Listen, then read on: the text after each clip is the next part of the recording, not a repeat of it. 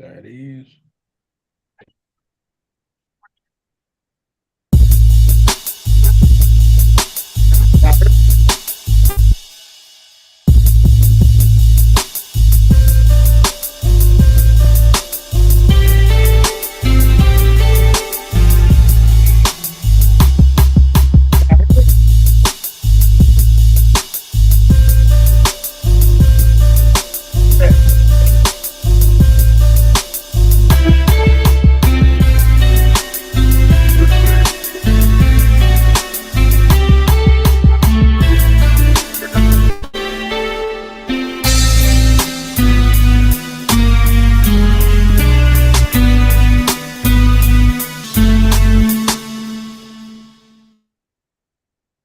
Welcome, everybody, to another episode of No Balls, No Glory.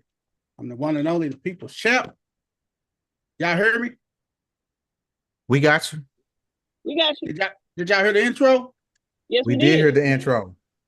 Oh, dang. Guess I'm not here by myself, man. I'm here with my brothers and sisters. I'm like, man, I'm like, damn, the intro was coming out the computer. I'm like, what the heck? Now it's back in my headset. So I'm like, man, what's going on, man? Man,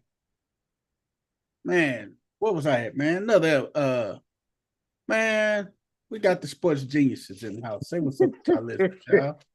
You want to just start from the top? Because you I'm finna start right here, damn it. Wow. We got my girl Cece, the first lady in the building. Cece, introduce yourself. What's up, everybody? It's your girl Cece, the first lady. Me just getting out here. I'm getting back from a Black History program, but I'm ready to talk about some sports. That's it, man. You forgot to do that thing for Cece, D. When they come on. Oh, no. That's when people come in late. Oh, we get the best. That's it. Yeah, That's for I was on time. My own time. That's for all the brothers that's late. Unlike BP on that intro.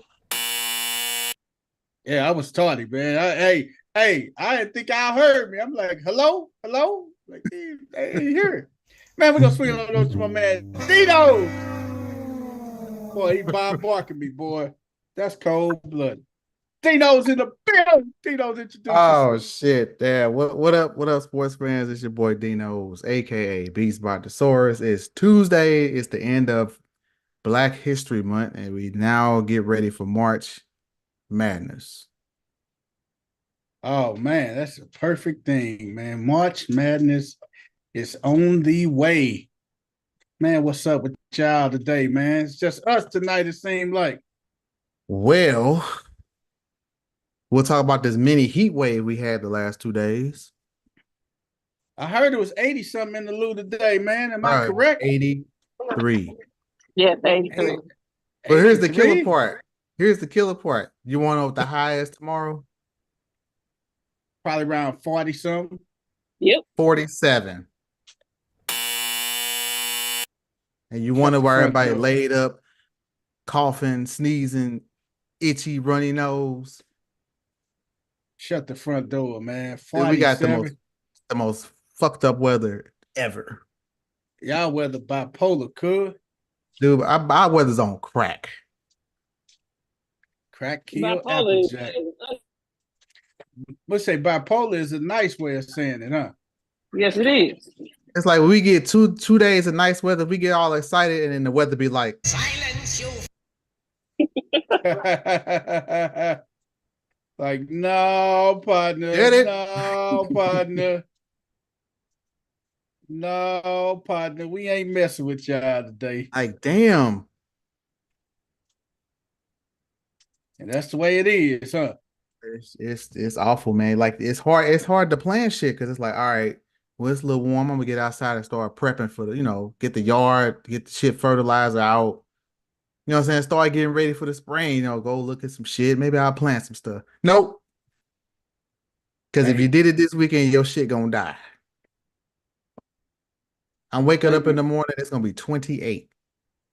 So what's it? Okay, that's on Wednesday. What about Thursday? What Same it's thing. supposed It's to be gonna be like on cold. Thursday? What But about then Friday? it's gonna warm up Friday evening, like Friday evening and then Saturday and Sunday. It's gonna get back into like the mid 60s. So we probably will try to golf again this weekend because it was so nice. I couldn't not golf. It was like perfect weather. Oh wow. What you But say? trust and believe, I kept my jacket and my Scully on the entire round. The whole round, huh?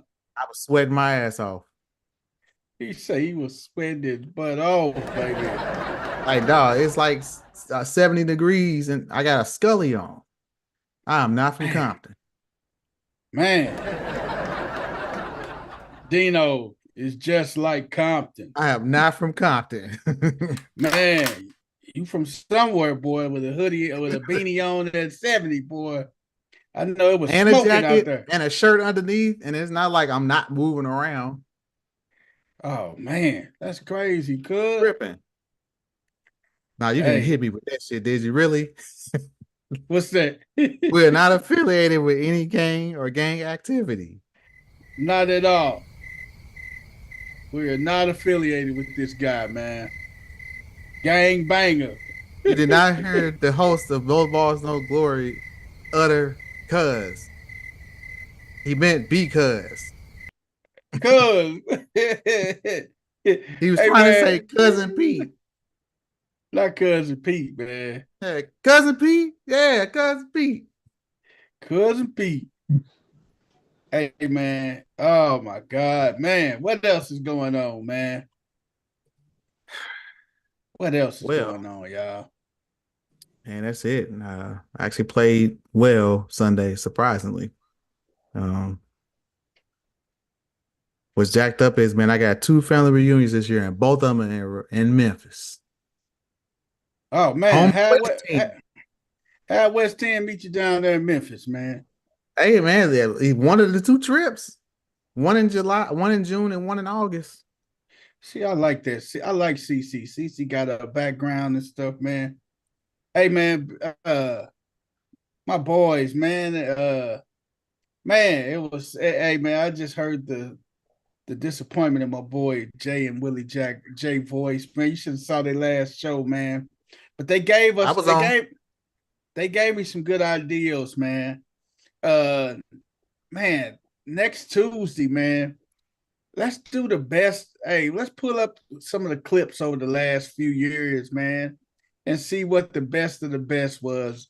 Funniest moments and everything. That requires us to do some research. That's going to take a lot of time. And we could talk about all these bogus bets we done made and motherfuckers ain't paid up. Yes. We can talk about all the predictions that we said that was going to happen, and it happened. I think we should do that, man. If we go back, I don't know how long y'all think, man. We don't even have to make it next week. We can make it a month. It's gonna be a while. It's a lot of footage to go through and pull shit out. Yeah, we can. Cause everybody got some funny stuff we done did and we done said and that we done went through, man. It's a lot of funnies that we got in there, man, that we can pull out, man. When I say, but the funny part is most of them are at you, BP. Yeah, that's cool though. I like that, man. I mean, damn, all we missing is the damn wheel because your ass was getting roasted like damn near every episode. But you know I'm a good sport about it though, man. That's why sometimes somebody pissed in your Cheerios. No, you know every time I'm a good sport about it, man. Oh no, every time, man. No. And when you pull your Houdini, it'd be like, where BP go? Like, oh, he taking the shit. Oh, taking the shit, motherfucker. No, I wasn't dumping. I had to do something with my daughter. I wasn't dumping. How many of those? You know what? How many of those? That's from that one. Remember that one show that you took that you had to go and you were gone for like an hour. A whole hour. Like, I just gotta go drop off this lottery ticket. I'll be back in 5 minutes. Turn it to an hour and 15 minutes. Oh man, that was a crazy night, man. I gotta admit that. Yeah, But because yeah. you gotta sit back and think. You gotta sit back and look, man. Hey, I'm a good sport at it, man. I know the smoke coming at the champ, man. Hey, but I take it in stride and roll with it, man. I take it in stride. I'm here. I'm gonna eat it. I'm gonna bite the bullet, but I'm I gonna already know bite what that. mine's gonna be. It's gonna be the flat trick McGones. I already know it. I already know it. Matter of fact, I'm still getting shit about that. What the flat trick McGones and And he's I not elite. explained it ad nauseum. I don't know if my boys listen tonight. Like I literally, we be golfing, they be giving me shit. Like I'm never gonna let that down. I'm like, go look at the damn footage. I didn't say the man was never gonna get back to being elite. I said during that season, he fell out of elite to just very good. And they still ain't letting you live that down, is it? Nope. And that was the year, and that was and to Dino's defense, that was the year that they got beat by the Bengals in the AFC Championship game and didn't make the Super Bowl. Yep. And that was with Tyreek. And that was the year Baker Mayfield had him on the ropes and couldn't finish him off in the divisional round. They should have finished them off though, dog. You ain't They lying. jagged it off. They had some jerk chicken, man. They should have closed the door on them. Sometimes you gotta get those big fish when they weak like that. You can't let them get life. Just like this year. You got to. I'm sorry, dog. Kansas City had no business winning this year. They should have, man. They shouldn't have. No but you know, way. The Ravens let them off the hook. But we did. You can't, but you cannot deny the heart of a champion, though, man.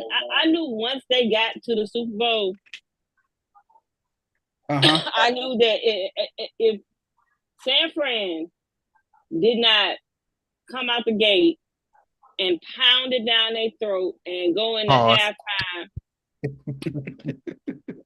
Now she a woman. She can say pound it down your throat. Hey, we can't say that shit. We can't say it. She can say pound it down your throat. Y'all can't say it. We just say grounded. We just say grounded pound. Is that any better? Yes.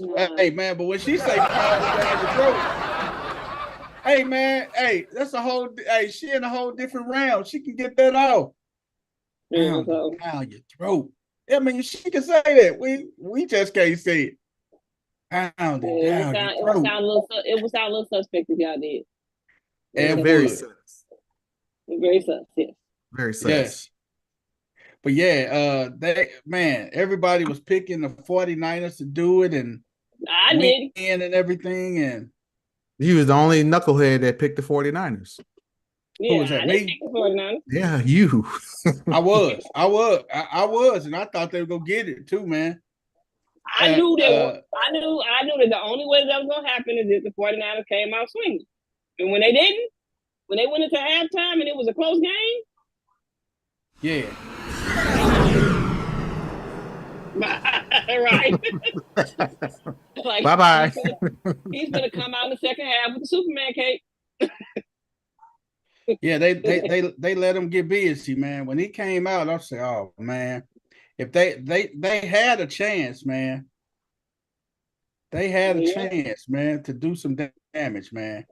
Well, time to get ready for XFL. Go Battlehawks. They're West. I got a team now. Not the Battlehawks, G. Yeah. He said that's exactly the for Hawks West. that battle. We said that one right there is for West only, huh? Yeah, because he can get off my ass now. Pause. I got a team. He say pause. Now you pause. You do definitely got to pause that one. You got to pause that one, D. Hey man. Hey man. Before we get started, man. Y'all, man. I gotta do something, man. My boy, man. Yeah. People don't get this cat show this cat no love, man. Please tell me you're not talking about Sleepy Joe. Nah, not Sleepy, man. I'm not finna go to Sleepy Joe. Not yet. Not yet. Sleepy is on the back burner right now, man. I just want to know when Sleepy my camera. Sleepy is on the burner, man. Right. If I need to flip my camera, let me know. Yeah, because it's just Hey, man. it's like that. Sleepy is on the burner, man. And I'm out. Man, I gotta give a big shout out to my boy who don't get no credit, man. Here we go. Now he's going for the trailer Ewing. In his head, I should say. Here's Ewing spinning inside and dunks. Here's Ewing on a wing, starting his drive again. Forget it when he gets in there. And then if he misses, they're running out. Ewing again! Jackson, 3-on-1. Ewing caught him. Fires on the hop. Picked off by Ewing. Here's Ewing going all the way. Patrick has one thing on his mind. Take it to the lane beer, blocked by Ewing, and here's Ewing. Ewing drives and slams it For the ball. Oh, Ewing. Oh my goodness! Look at this! Gather and finish! Here's Oakland. Really threw it away. 1 second. Ewing. Ewing. 24 for the Knicks. Patrick Ewing spins on a beautiful move. And here's Ewing.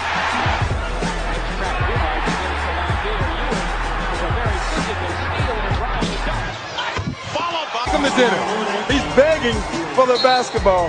He thinks about it and Hey, man, y'all got to give the Hoya Destroyer some love, man. I was wondering because, like, what was his nickname? Like, everybody else had like cool nicknames. Like, what was Patrick's nickname?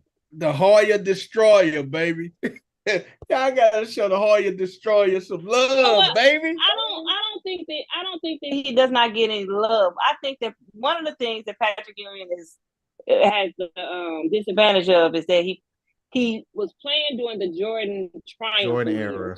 Yep. And then it was also not just during the Jordan era. As dominant of a center that Patrick Ewing was, he was like number 5.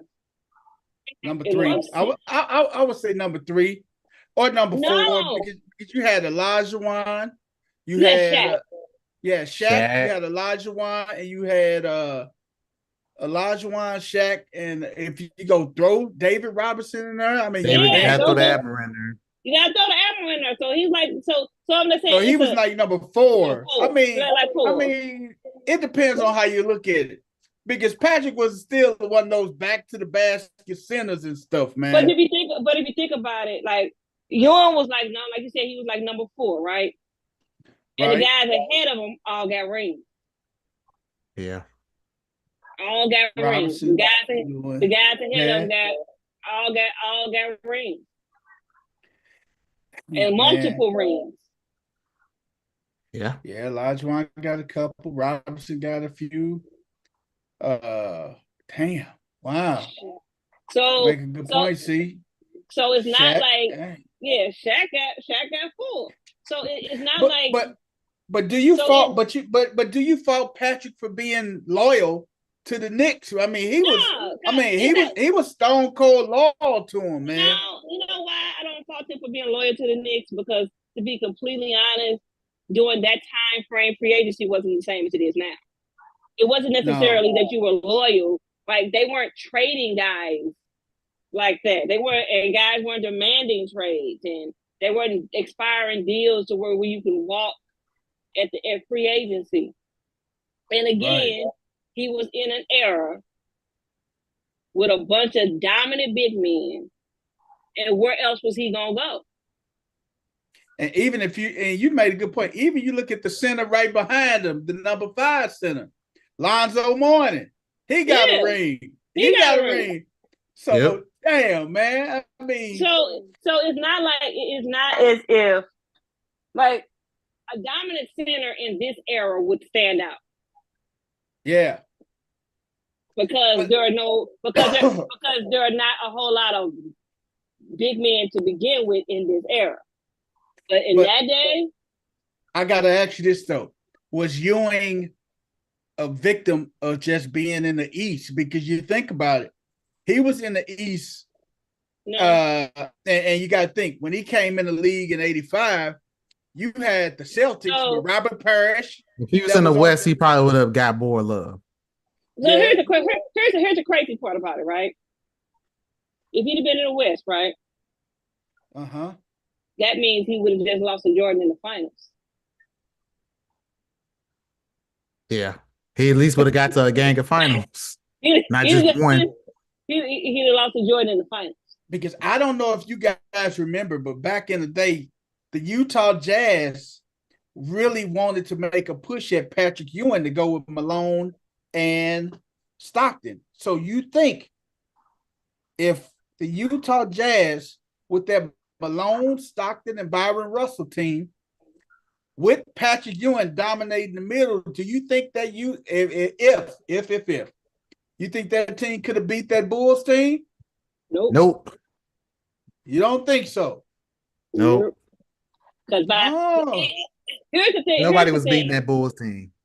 Here's the thing. Once the Jazz went up against the Bulls, they were already 3-time champions.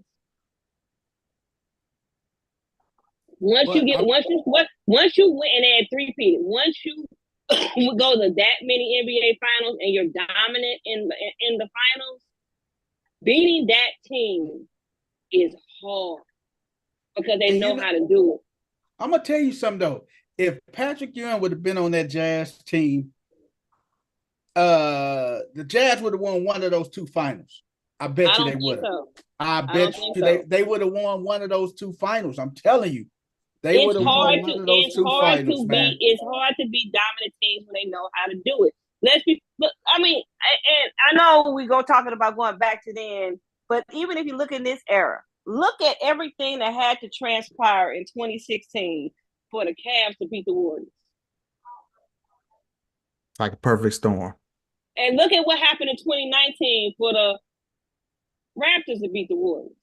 It has to, once you get a team that has won multiple championships like that, it's got to be a perfect storm to beat them. I don't care how stacked your team is. I just really think that if Patrick would have went over there and signed that deal with Utah, right after they lost in them finals, right after the year they lost in them finals. I'm glad you said that. Here, this is gonna be the poll question. Now I'm gonna ask y'all. We're gonna pick one player from all four major sports. Who was the best to never win a championship? So we're gonna use Patrick Ewing or Charles Barkley for basketball, or Karl Malone. I know, right? It's hard as hell. Let's use Barkley. Barkley. We could use Barkley. All right. Who for baseball? For baseball, we can. Hold on. Let me see. We can look. You want to do Sammy Sosa? He got an asterisk next to his name. Oh man, there you go, man. Let's go, Barry. If you're gonna do that, then you got to go Barry Bonds. Let's go, Let's go, Barry Lamar Bonds. All right. Football, Dan Marino, or we could go Ken Griffey. If you don't want to go to Roy there. Yeah, let's go to Kid. We could go Griff. Like Griff. We could go Griff if you don't want to do the Royds and stuff. All right. So then football is either Dan Marino or Dan Marino, because they had that perfect season. That was before. Man, like I'm torn between Dan Marino and Larry Fitzgerald. Fitz was good. I would say Dan. Dan Marino has a whole lot of accolades. He's had a whole lot of accolades. You know, the quarterback, no matter how far you go back, the quarterback is the most beloved. All right, him or Jim Kelly. Him or Jim Kelly. I was say, do you want to go Jim Kelly? Because he had 4 chances and couldn't get it done. Dan Marino only had that one crack. That one and never got back. let's go Jim Kelly, man. All right, Jim Kelly. All Let's go right, Jim. That's just cursing. hockey. Let me think. Uh, I'm trying to think who never got one, but almost all the top players eventually got one. Yager got one. Lemieux got one. Ovechkin got one. Bort Ovechkin got got one. one. Brett What was Hall that? got his. What was the? Shanahan. I was finna say though, but I was thinking about them. That damn Detroit team had just a run at Stanley They was Cups, all man. loaded. McDonald got one. I'm But trying to think. but they was loaded with Russian players though, D. That Detroit team was Russian out, man. You got to admit, Solani finally got one. uh, I got two names in mind. You probably ain't heard of them. You might have heard of one.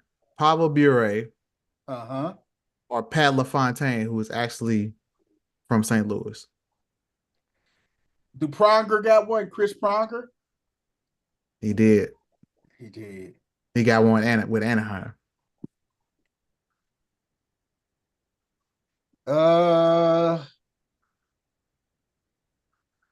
LaFontaine or Bure. I'm going with them two. They ain't gonna know who you talking about. A lot of the listeners, man. But hey, there's nothing to Google the shit. Do their research and look at their stats. Let's do 5. Let's do 5. Well, we can only do 4. One from each sport. Let's do 5. Hey, I was thinking about college basketball. No, you gotta do just professional.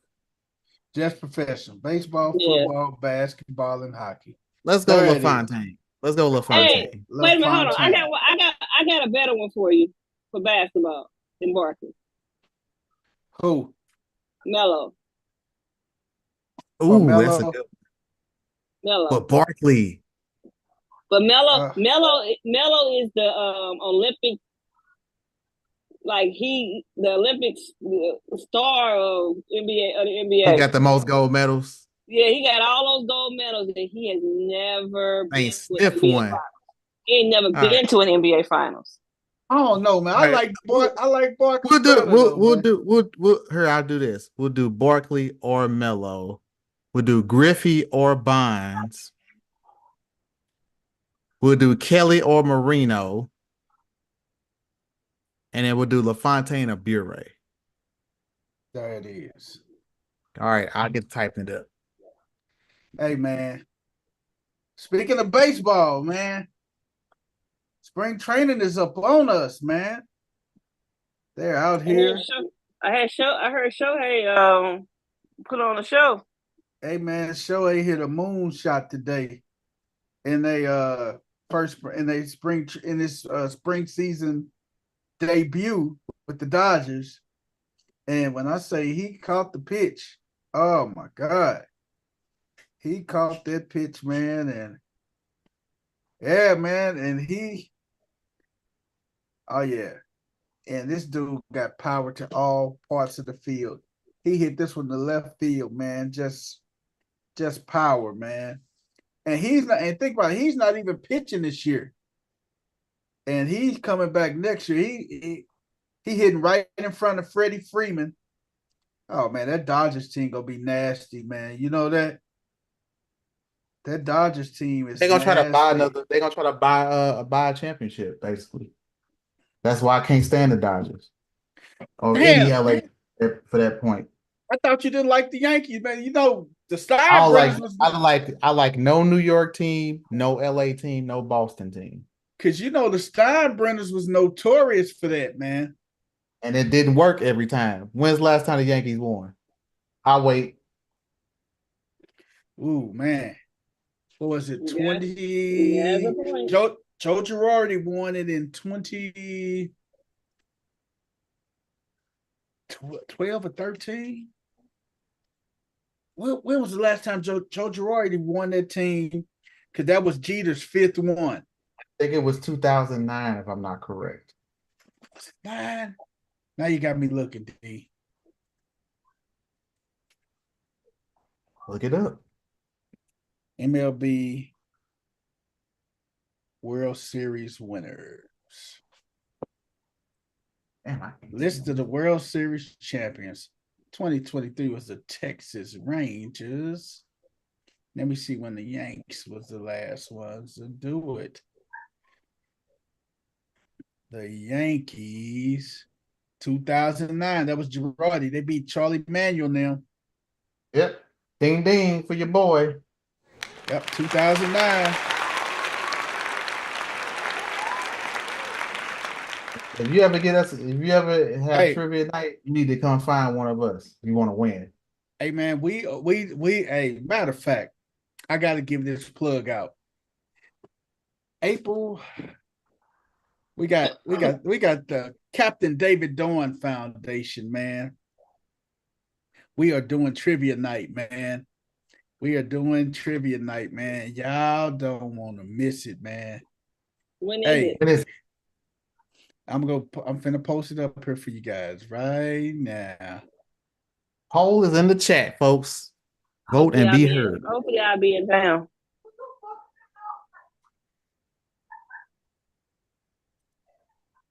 Here we go. I'm finna share my screen with you guys real quick and show y'all the trivia night. You guys are interested. Friday, April the 12th. I will not be here. Oh man, doors open at 5:30. Game starts at 7. The Festus Elks, man. We got a table down there and everything. Me, my brother, Coach Corey, and Deb, they gonna come on down there. This is the second annual. We was in the first trivia night, and we did pretty damn good, man. I'm telling you, we did pretty damn good, man. I wish I was coming because I'm good at trivia, baby. Oh man, we got a 50-50 raffle. My table wins every time I go. You can bring out your own food or anything, but you can't bring alcohol because the Festus Elks have the best cold beer on tap. You don't want to miss that, man. They got the best cold beer on tap, man. And that's what it is. Second annual trivia night. First annual trivia night was a success, man. This is the second annual trivia night, man. I got to share that. I had to share that with y'all, man. So if y'all be in that trivia, I might have to get down. Come on down there, man, to have some fun with us while we do our trivia night. But then after 2009, that's when you went on that San Francisco Giants rampage. 2010, 2012, 2014. Every other even years. Yep. And then half of them was against the damn Cardinals. Mm-hmm. Yes. The damn Giants, man. Then you got the 2013 when Manny Ramirez knocked off the Cardinals, and Mike Matheny was the head coach at the Cardinals at that time, man. What year was that? That was 2013. We lost to the Red Sox in the World Series. The Bloody Sock. Man, you remember that? Honestly, that didn't piss me off more it's about equal. The Giants wasn't that damn good. Y'all was just doing some boneheaded things against the Giants, like. Which World Series pissed you off the most against Boston? 2004 the first one, or 2013? The one I camped out to get tickets for and was standing room only, and these motherfuckers got shut out. Pedro shut them out. When Supan had the bases loaded, I was like, this is the game right here. If we don't get no runs, it's a wrap. And his ass got picked off between third and home. So 2004, 2004. And they swept us too, man. It was a sweep. They pulled out the broom. Pull up the 2004 Cardinals lineup and tell me how the hell they didn't win a World Series with that lineup. The 2004 St. Louis Cardinals. It was Murderers Row 2 is what they called it. Tony Womack, Ray Langford, Pujols, Edmonds, Roland, Renteria, Reggie Sanders, Mike Matheny, and Matt Morris was one of their pitchers. They starting pitcher. Come on, man. You got Ray and you forgot about Larry Walker they picked up at the trade deadline. Uh-huh. They plugged him in the 2 spot. Yeah. In front of Pujols, and then after him was Edmonds, and then after him was Roland, after him was Sanders. Hey man, and then Tony Womack led it off, man. They was breaking. Like I went up to Kansas City. They played the interleague in Kansas City and beat the crap out the Royals. Like it scored like 16 runs without even trying. And that team was with a young Yadier Molina on there too, dog. That was like his second year. Yeah, yeah. Then you had Marlon Anderson on that team, Bo Hart, Hector Luna. Bo Hart and Hector Luna was on that team. Then you had your outfielders, Roger Cedeno, Edmonds Langford, John Mabry, So Taguchi, and Larry Walker. That was like one of my favorite Cardinal teams. 96 and 04. Then you had Kiko Calero, Ankiel, Carpenter, Randy Flores, Jason Isringhausen. My boy, the aces were Ray King, baby Ray. Ray Boom Boom King. Yes, Steve Klein, Matt Morris, Al Reyes, Jason Simatachi. You remember that, D? Simatachi. Jason Simatachi. Jeff Suppan. Julian Tavares. His crazy butt, man. Hey, man, that was a good team, man. That team in the 96. And then obviously the 2011 team. They should have beat them, dog. They should have beat the crap out of them. They should have beat them. But sometimes the best team don't always win it, man. Hey, if I wonder why I just yelled out damn in the middle of the show, is of course I got the game on above me, right? And they flashed the bench points. Remember what we was talking about earlier, BP? About Clay coming off the bench. The Warriors bench has 51. How many Clay got of that 51? Like 21 of it. See? That's CP3 back. CP3 back tonight. Hey man. So speaking of basketball, when the hell did the playoffs start? Because once I got in, I just stopped paying attention to it. Oh man. Speaking of before baseball, man, I cannot go without saying our condolences go out to Cardinals pitcher, the family of Jose De Leon. Cardinals pitcher Jose De Leon passed away today at the age of 63, man.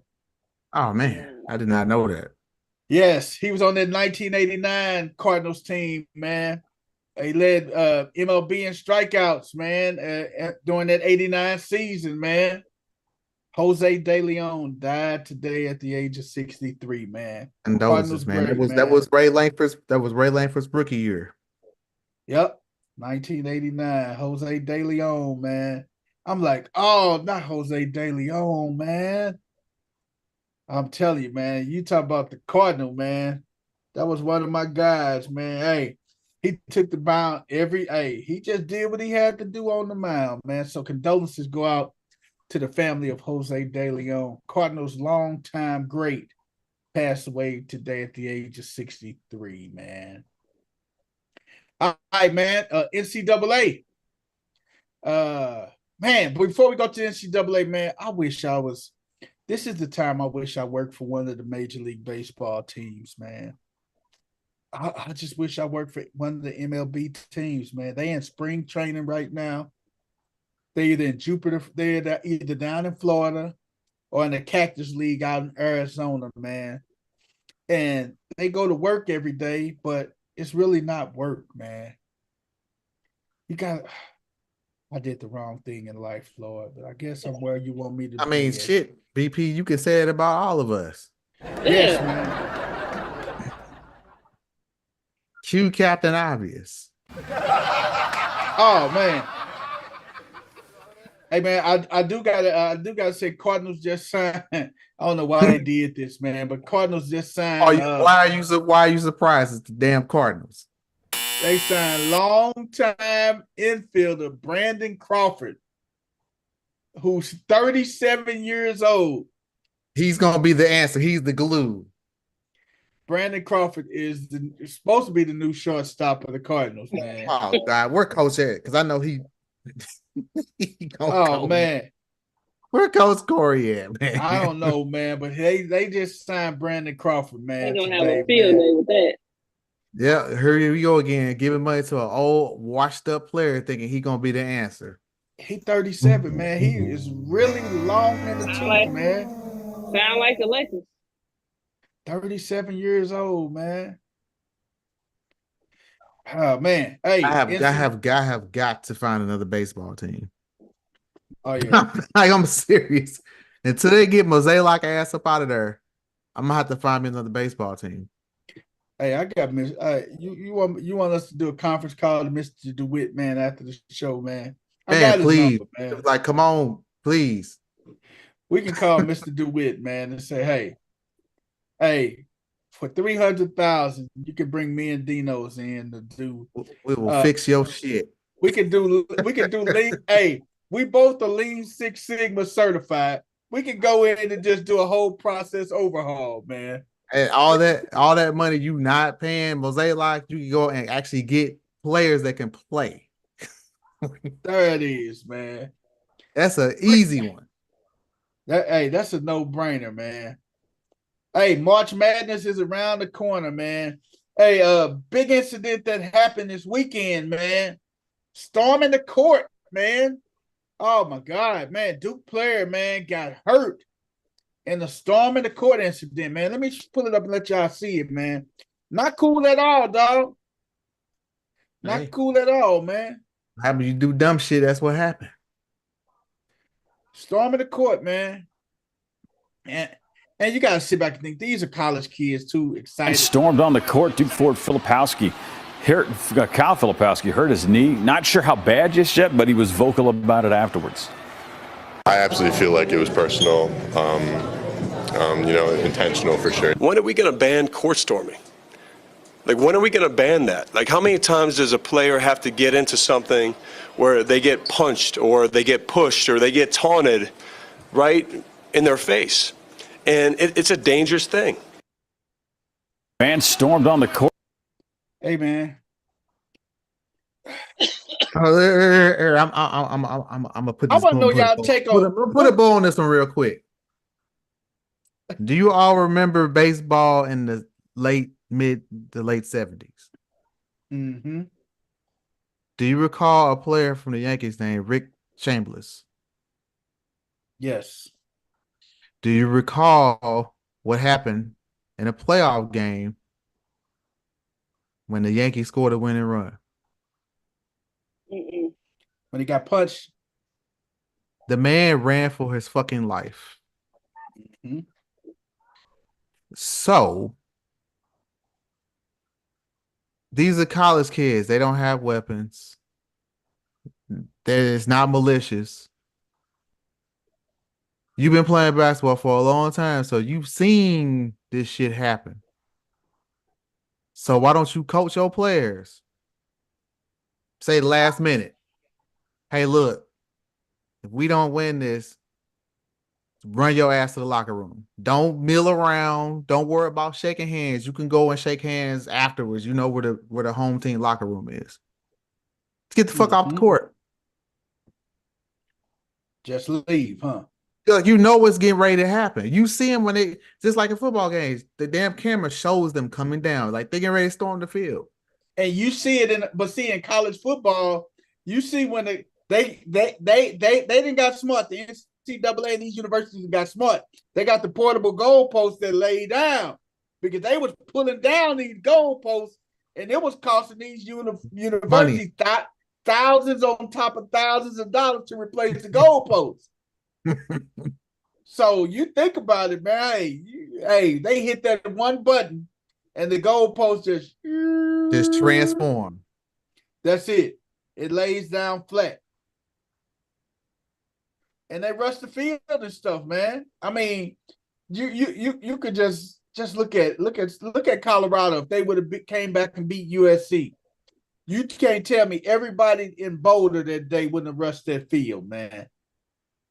Man, I'm gonna see if I can find that footage from Chambliss running for his damn life. And I'm like, damn, like think about Celtics games when they would storm the court and Magic and Kareem them trying to get the fuck up out of there. Like Yes, they ran man. to the team bus. Because you got fans, even though these are college kids, a lot of them are over 21. They're over the legal age to drink. And a lot of them drink alcoholic and adult beverages. So you got a drunk 21-year-old. You just lost. You're emotional. You already lost. They storm the court. You get somebody drunk, get in your face. You trying to get out of there. And they poke you and push you in the so you lost. They in your face. Now you snap out and knock one of them out. Now you either going to jail or you go get a nice suspension from the NC2A. So should the court storming stop? I don't know how you stop it. How do you stop that? How do you stop it? Because you don't have enough security. You don't have enough security. You don't have enough powers and numbers. I've been saying it since I was a little kid, and the same thing here. It's not like you can what you gonna do, because you can't catch everybody, right? No, you're not gonna catch everybody. You can't catch everybody. So what you do, the few that you actually do catch, you gonna suspend them from school, ban them from the. I mean, it's not gonna stop them. It's not gonna stop the masses, and there's no penalty that you can get from storming the team because the game's over. They're storming the court because their team won. Should they get arrested then? How? You gonna arrest everybody that bought a ticket to the game? That's arresting half the student body. Right. Pretty much. So all you can do is, like you said, hey. And you know what? When the game is about to be over. The little poor public address announcers, though, man, they say, please do not storm the court. Like they really listen to them, man. They don't listen to them. So what you got to do is, like your players, you gotta get them off the court. I found it. Y'all keep talking. I'm about to share this real quick. Do you? Okay, see, so do you do this? Do you call a timeout with like 3 seconds left and send everybody to the locker room? See your players, see your starters at least. You can't send everybody to the locker room. Just hey, don't cross court, don't cross half court.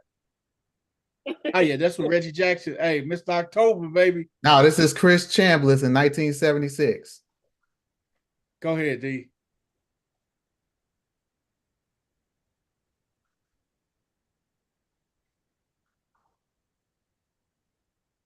And just watch this man run for his damn life. You see all the police becoming there. Y'all too late. Look at this shit. Man, they trying to hug him and grab him. Look at this. I don't even think he touched home plate. Look at this shit. And this is the home fans. Look at him. He never touched home plate. So that's an official out. He getting the fuck out. He never touched home plate. But you got to look at it, man. That was when the gate broke, man. Look at the gate, though, man. You got to go back. Look at the gate, man. The gate just opened up, man. And that's what the issue was. When the gate opened up at Yankee Stadium, dog. It was a wrap after that. It was a wrap, dog. I saw that shit. I was like, no way. And I was like, and he at home. These are his home fans. Hey, man, that, man. Like CC say, how you gonna stop him, man? You can't. You don't have enough security. You don't have enough weaponry to stop them guys from storming that court. And speaking of the court and everything, Ronnie James, not projected to be a top draft pick in a mock draft. He's not even projected. He's not even projected to go in the first round. He's projected if he goes, he's going to go in the second round. Man, and the Lakers going to take him. And you know what the crazy thing, LeBron James, it started to weigh on him And But he's this is his fault.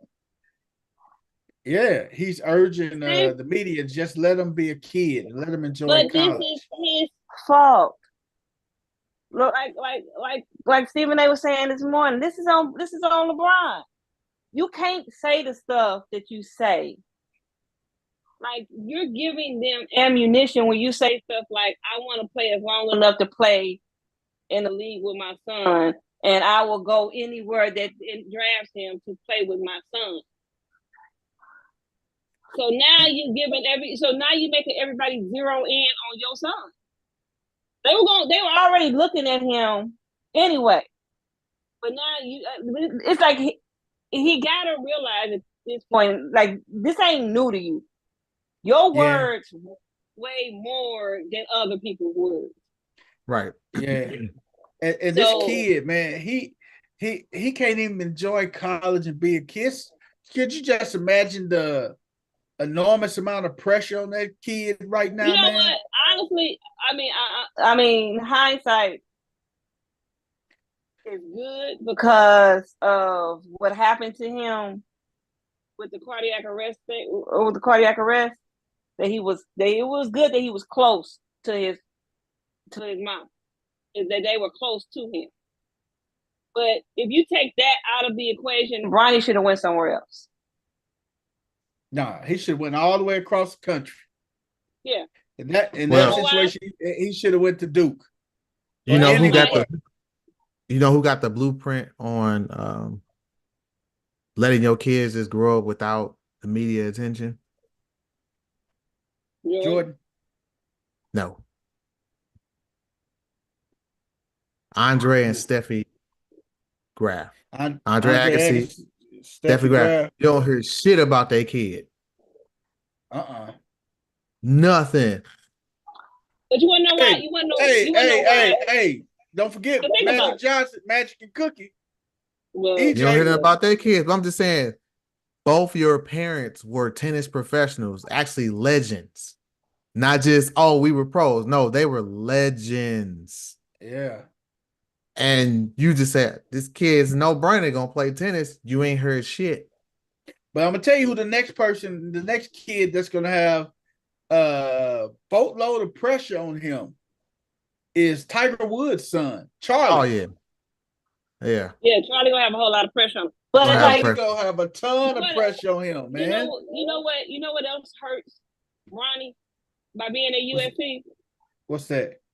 His daddy down the street. Pretty much. That hurts a lot, man. Because you can't be out there doing dumb shit. No, not just out there doing dumb. Not just out there doing dumb stuff. What it is that with his bad daddy being who he is, if he was playing in North Carolina, LeBron couldn't go to every Duke game, every Duke home game, right? Because he is on the road. He got a game somewhere else. He can only go to a select few because he can't be flying across town, cross country like that. Just can't do it. He got a private jet. He could probably do it. I mean, he got a private jet, but it's too much time away from the team. It's nothing if the Lakers got a game on Tuesday, Bronny got a home game on Wednesday, and the Lakers got to fly out Thursday morning for a road game. There's nothing for LeBron to just roll down the street and go to that game because he got the time frame, or depending on when the game is. LeBron can leave his game and go straight to his son game. I mean, he has those options. He can leave practice and go to his son's game. So what happens when LeBron shows up at a USC game? A whole bunch of media attention, a whole bunch of stuff is going on, like a whole bunch, like all eyes are on everywhere this man goes in general. So of course, heck, LeBron. And now Bronny just can't concentrate on being in the game and focusing on that. And Bronny does not have. Let's just be realistic. His brother's a better player than him, and his brother got time. And his brother is getting the luxury of all eyes on Bronny. Ain't nobody paying attention to me. Ain't nobody paying attention to me for real. He's growing. He's getting better in high school. So it's not the same. It's not the same scrutiny. Hey man, before we go forward, I'd be remiss not to say what's up to my boy Jeremy, man, from Let the Film Speak, man. My boy J Mack. Let the Film Speak, man. Him and my boy Willie Jack. They had an amazing run at they show, man. And Let the Film Speak came on every Wednesday at 7:00, man. And just big shout out to them brothers, man, for doing their thing, man. Jeremy and Willie Jack, man. They was detail oriented, tedious. If we could have mixed Let the Film Speak with a few of us here on No Balls, No Glory, man. Oh my God. You talking about something that went through the stratosphere, man. That's this spot still available. They want to jump on. Come on. Exactly. We definitely will welcome them if they want to come on anytime. If they want to be a regular, the welcome mat is rolled out for them, man. Because when I say preparedness, them brothers were prepared and they knew their stuff, man. They did their homework, and that's what you got to do when you're doing this, man. You got to do homework. Yeah. You got to study, man. Got to do your homework, man. So big shout out to Jeremy and Willie Jack and Let the Film Speak, man. They are still up top with us, man. They're my guys, man. They're my guys. But Bronny, man, I think Bronny should have left and went somewhere else. He could have went to Kentucky. He could have went to Duke. He could have went to Carolina. He could have went anywhere. He could have went to UConn. Anywhere other than Duke. Hey, there it is. But you know, that. He got that close relationship with Coach K. Yeah, and I'm not, and no shade at Bronny, right? He did have the cardiac arrest, but how do you? There's no way averaging 5.5 points a game, 2.8 rebounds, 2.5 assists, shooting 37% from the field that he's gonna go first round. Yeah, but you know what? I'm gonna tell you. Unless he's a defensive shutout. But you want me to tell you who flying underneath the radar, CC? Bryce. Bryce is just completely soaring under the radar. That's what me and Dino said when you muted. That's what we just said. Bryce is flying under the radar because I think Bryce is like a sophomore. He's a sophomore in high school. He's getting better. He's 2 inches shorter than his daddy. Yep. And he's a monster. I'm telling you, man. Yeah, and I think, man, he is the one that's flying underneath that radar. And that's the crazy thing is that Bronny got a lot of work to do. Not to say that he won't put in the work, and of course he got the resources to do it all. But Bryce is a sophomore, so he got 2 more years, right? It's so much difficult being a junior, and not and in most situations, man, it's so much difficult being a junior. What's up, Percy Payton in the building? Hey, but being what up, Percy? Junior, you sit back and you think, man. Look at Kellen Winslow and Kellen Winslow Jr. Kellen Winslow Jr. was, I don't know what was wrong with that young brother, but it was pressure being a junior. Now, Patrick Mahomes is an anomaly. Griffey Jr. is an anomaly. LeBron James Jr. That's Bronny. That's pressure, man. Gary Payton Jr. Gary Payton Jr. He's a junior, but I think it's more pressure. I mean, to live up to the glove. I was going to want to play for Golden State. Yeah. But here's the thing. Look what he did. He stuck with it. He had to go the long route to do it. And he became a lockdown defender. He made what he did on the court matter.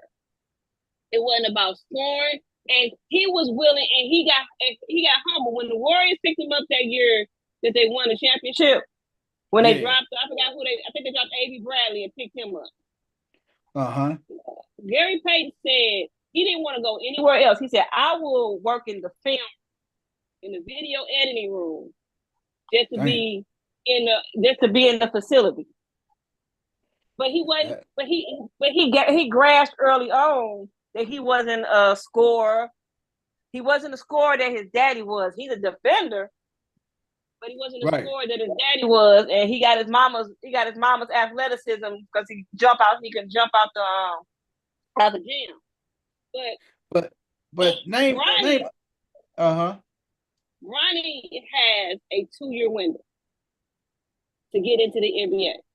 Because what he can't do, he cannot be coming out the same year Bryce is. Yeah, he got to do it because if he has to come, put like this, we all know he's not going to be a first rounder, and he would have to definitely come back for his sophomore season. He just got to be lights out next year. If he's not lights out, I don't know. I think I posted a clip a while back. I had to find it out and repost it in the group chat. It's NBA player kids, right? Yeah. That are monsters. And it ain't just Bryce. The other one he got to worry about because they come out the same time as Bryce is Cayenne. Melo's son. Yes, Cayenne. And Cayenne out here giving work to NBA players working out. Yeah. That's a whole different ball game. What you finna say, That's D? a whole different ball game. I was looking at the poll results, and we got 9 votes. Somebody voted for the hockey players, and I'm curious who that was. And it wasn't me.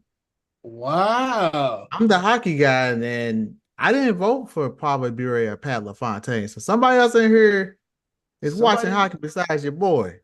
I'm telling you, man, that is good to know, man. Right on. Yeah, that's what's up. Hey, man, but like I'm gonna keep the poll up, man. If you ain't got your vote, get your vote in. They just give Steph Curry a practice shot. My bad. I threw you off. I just looked up. I was like, the fuck? Right. Hey, man, but you sit back and you think, man, father and son duos and everything that it plays sports, man. But do you know that there are 5? I think the Warriors have they have the most in the NBA right now. They got 5 players on their roster who all daddies played in the NBA. Damn. So you got Steph, you got Clay, you got Gary Payton, Andrew Wiggins, and then Trey Jackson Davis. Trey Jackson Davis. Who's his dad? Hold on, let me see if I got it. I think I got the picture. Was it Antonio Davis or Dale Davis? Antonio or Dale Davis? I think so. Let me see if I got the picture. I think it could be. I want to say that name sounds like Antonio Davis, but it could be Dale. Yep, I got the picture. Hold on. Let me. Oh, okay. Like they didn't move stuff around on my iPad here. Yeah, stupid damn updates. Damn Apple. Always making shit harder. Oh yeah.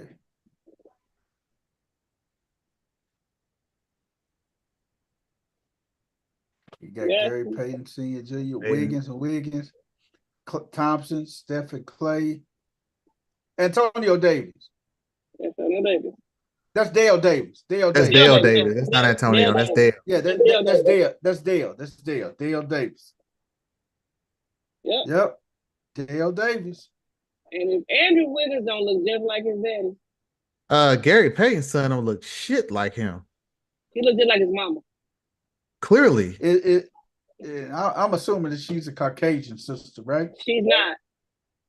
She's his first skin. She's red bone. She's a sister. Yeah, she's a light skin. She's a sister. Well, you know what they call them now? She's an exotica. They call it exotica now. Oh, she was a high jumper in track and field. Hey man, I'm gonna tell you, if they like doing it like that, man, why don't they turn around and just do a I would love to see a father and son shootout, Pick a, up. a competition with father and son in it, man. I think do that for the All-Star weekend, man. I think that would be, yes, man. Man, First of all, it's dead. First of all, does Ice Cube still got the big three? Does Ice Cube still got the big not going to three? be able to. I don't know if the big three still around. That's a good question. I mean, you might as well say, is the and one still around? Hey man, I would love to see father and son teaming up against other father and son. That would be pretty damn neat, man. Yeah. You keep trying to push this all-star shit. I'm telling you, it's on the best. I think it's going away. The best fix to the All-Star game for the NBA All-Star game is, and even though I used to say that it did, I couldn't understand it, but that would be the actual best fit, is to make it so that the winner of the All-Star game gets home court. You got to put some skin on it. You got to put some skin in the game. Because because this is my take on it. Once the Heat did what they did last year and went from the play-in to the NBA Finals, what difference did home court make it?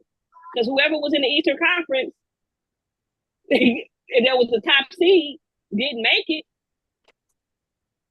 That's it. I have an idea. Have your All-Star game be the intro to the season. So now it's like, well, you can't say, you tired and you recover from an injury. Season just starting.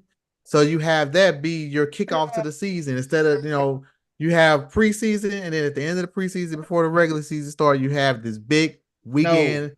You celebrate all your stars. I'm telling you, it's better than doing it halfway through the season. No. That'll give some people something to look forward to. Hey man, but I'm gonna tell you, they actually might try because it's not going to impact the season. You want to know why they want to do that? It's the same reason why Adam Silver moved up the trade deadline. He don't want the trade deadline to happen before the All-Star. You don't want the trade deadline to happen after the All-Star game. You don't want that. He don't want that. Boogie Cousins situation. That's a Boogie Cousins situation. Hey, and man. It's too much moving and shaking. Look at like Damian Lillard, and then that 1 year with Harden. You got superstars that try to get traded, and sometimes that stuff don't happen until a month into the season. You can't have an All-Star game. Hey man, that way. I just can't see that happening. But I can't see that happening, man. But one thing I do notice, if you guys ever saw some of these NBA players hoop against each other in summer league, that's more competitive than these All-Star games and stuff. Them cats be going at each other. You ever seen them? Not even this shit. Jordan and them used to have some battles in the summer. Hey man, they trying to stay fresh. When Jordan was coming back from the baseball hiatus, and he was shooting Space Jam, he had Warner Brothers build him a court. Build him a court with NBA players and that. Man, after Jordan go filming for 8 hours, he come play around 6 hours of pickup and stuff with the guys. And they was playing hard, man. And that's crazy. You see them playing more harder in the summer league just playing against each other and pick up summer than anything else. I mean, them guys go at it. If you ever seen some of them games at the Rucker, it's just like the Rucker League games and stuff, dog. It was the same thing. It was the same thing with the Dream Team. They said the practices were more intense than the damn game. Yes. But then they get to the All-Star game and everybody flossing and lollygagging, and it was ridiculous, man. I didn't watch it. I seen the highlights. Because it's past the halfway part. Halfway part of the season. Now that they initiated this dang on dumb. Honestly, it was more competitive when they was doing pickup style, and each quarter mattered for the charity. I It like was more that. competitive. It was when they had the total score. It got a little more competitive then. When you went back to the regular format, it didn't get competitive. It reverted backwards. First of all, they legislated defense out of the game. So it's not like they play defense it's not like you can really play defense in the regular season. Anyway, now then they went to the whole stupid. The fans only get 50% of the vote for the starters, and the media gets 50%. See, that's stupid. Players get 50%. I mean, players get a percentage, and the media get a percentage. I mean, because honestly, if I'm a fan, and I am a fan, right? I voted Steph Curry as a starter. Steph Curry was the second leading vote getter in the West. He wasn't a starter. The coaches had to put him in the game because the players and the media who started looking at the fact that, the Warriors' record is not great. So we don't want to put him as a starter. Shai is having a better season, and Luka's having a better season, so we're going to make them starters. When the reality is, yes, Shai is having a better season, Luka's having a better season. But I'm sorry, as good as Shai is, and as good as Luka is, and as great as Joker is, they're boring to watch. They're not. They don't put on a show. When you got the All-Star game, you need your guys out there that are flashy, that put on a show, and they can play defense and whatever. The All-Star game was never built for Jokic and Luka. That is not their game. Nope. Hey, we're going to put a pin in the All-Star game in the NBA. Yeah. We're going to jump on over here to this NFL. Cam Newton gets jumped at a 7-on-7. Somebody jump Cam Newton. Let me let you listen to what Stephen A has to say about Cam, man. This is a sad story. Per use. Did y'all see the video posted this past weekend? It showed Cam Newton coming under attack by at least 3 men. Actually, I counted 4. It happened at a 7-on-7 youth football tournament in Georgia. This video right here, you can see it in the video. The former Pro Bowl quarterback appears to be shoved by 3 people near the top of a set of steps before the pushing, shoving, and grabbing moves towards a fence line. The video lasts less than 20 seconds before the altercation is broken up by a police officer and event security. And you see how big that police officer was? You see how big that security personnel was? That's what I'm talking about. That's what I'm talking about. That's what you need right there. And clearly Cam Newton had that at that particular location. Many have commented, by the way, that Newton certainly held his own considering he appeared to have been jumped. Newton has not yet commented on the situation. He last played in the NFL in 2021 for the Carolina Panthers. I hope y'all are not sitting here expecting me to cast aspersions on Cam Newton. Cam Newton was conducting a football camp. He's been known to constantly be about the business of giving back. And some group, TSP, that's what they're saying, some group, top shelf promotions or whatever, is a football program, and some of the individuals, they attacked them. I don't know how true that is. But I know this much, Cam Newton is always trying to give back to the community. He's always trying to give back to kids, and he doesn't have to subject himself to some of the things that he subjected himself to. I've seen plenty of videos in the past with guys trying to call him out, acting like they could do something to him on the football field, or talk about they were better than him or whatever. What happened to appreciating the fact that he's a former league MVP, #1 overall pick out of Auburn, guided the Carolina Panthers with a squad significantly worse than the one that Brock Purdy took to the Super Bowl with the San Francisco 49ers this year, by the way. Cam Newton took a Carolina Panthers team to the Super Bowl where they lost to the Denver Broncos. What about that guy? What about that former league MVP? Man. Hey, that man. was my first time seeing the video, man. My boys was talking about it, and all I said was, man, look, you can't save everybody. Unfortunately, that's just where we are. And you can have all the good intentions in the world, man, but I ain't in the business of helping people that don't want to help themselves. You know, if you want to don't be shit, you don't want to do shit, then stay the fuck over there. Right. Sad, man. Sad course of events, man. What you say? And you wonder why a lot more people don't do shit is because of goofball shit like that. Right.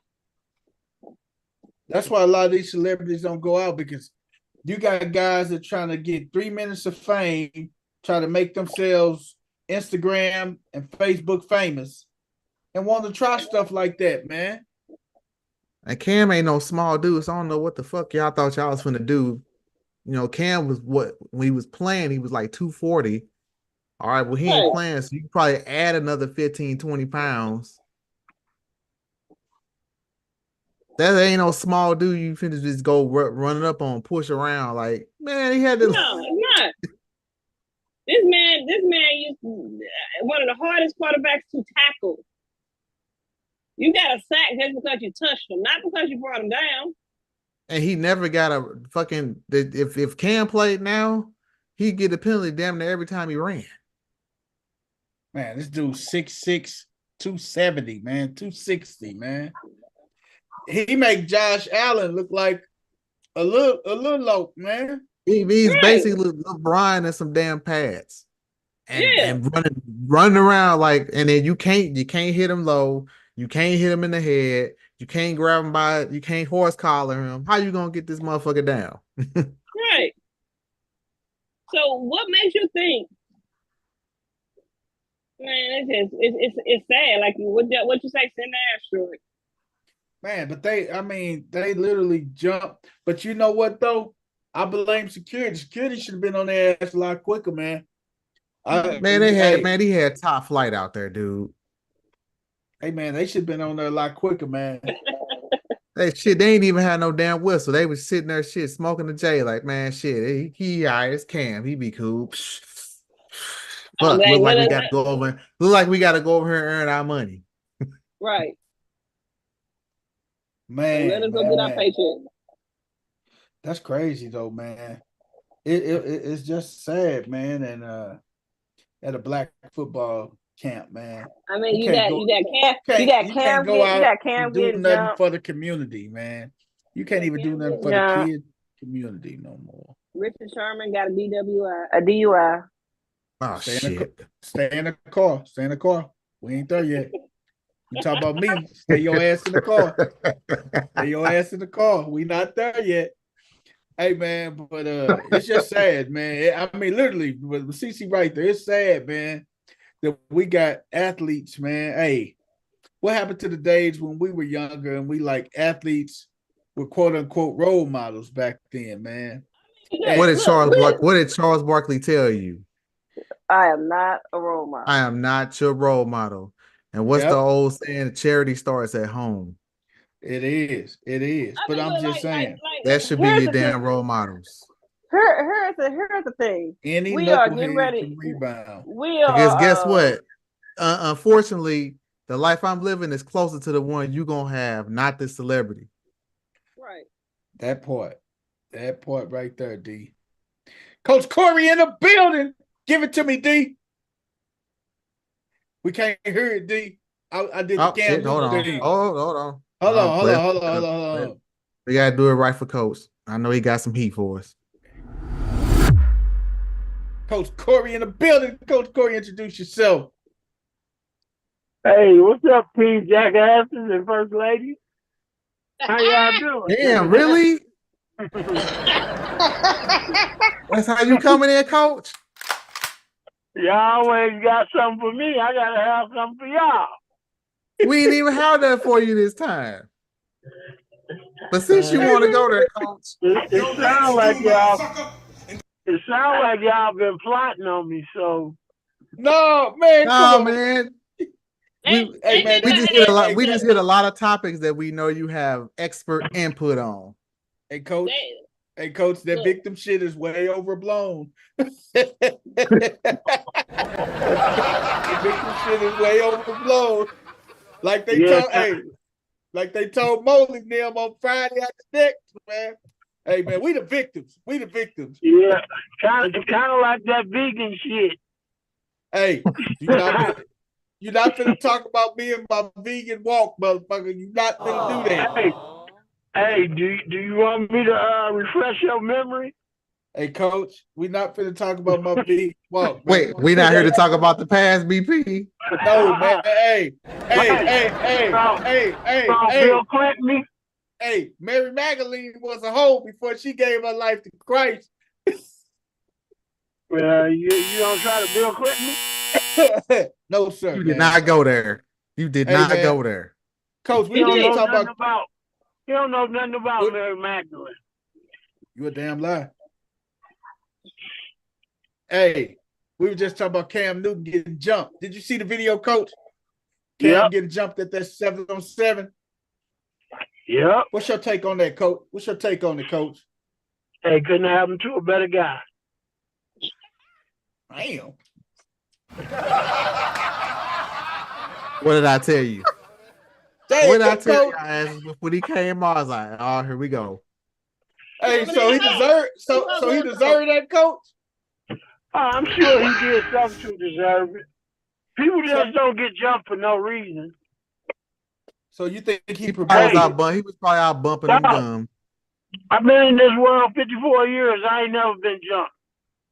So what does that tell you?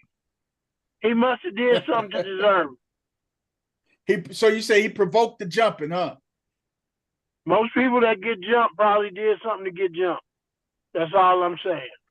So this wasn't just a random act of violence, is what you're saying? Yeah. Oh, they probably didn't like his scarf or something. Like a scarf. Boy, you cold. You had on that cat on. Hey. Cam was squabbing and his hat didn't even fall off his head, baby. And that motherfucker was like glued down, wasn't it? Hey, you know why?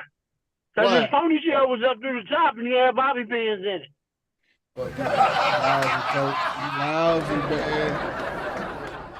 Coach, man, you got a hard on for Cam Newton, don't you, man? Pause. No, sir. Hey, I'm just calling a spade a spade, man. We just seen Cam Newton outfit. Oh, yeah.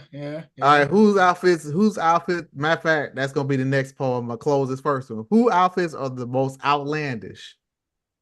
Andre 3000, Cam Newton. You gotta say Russell Westbrook. Random NBA player. Russell Westbrook. Westbrook. You will call him by his proper name. You gotta say Russell Westbrook. Westbrook. Hey, whatever you call him. What's up? See, here's the thing. Andre 3000, people don't question his manhood. Or at least they haven't publicly. Right. Russell Westbrook, Cam Newton, people have came out and said they might be a little much. Maybe because they saw. Hey, didn't Andre 3000 get a sip of that Erykah Baduism? He did. Fucked him up. Yeah. So hey. Nah, both of them was weird before then. No. I beg to differ. Andre 3000 was a completely different person before he got with old Badu. Common was a different person before he got with old Badu. She put that Badu voodoo on him, man. Erykah Badu told him, let's take a long walk. And they went on that long walk. They came back different. And he ain't never come back the same, did he, Coach?